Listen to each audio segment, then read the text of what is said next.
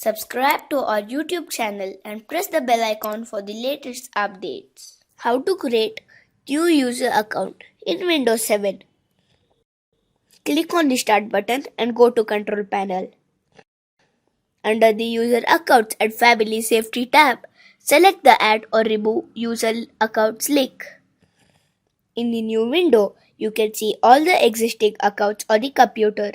Click on the Create a New Account link.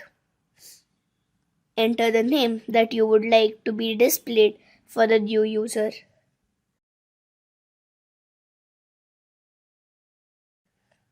Choose the account type using the radio buttons.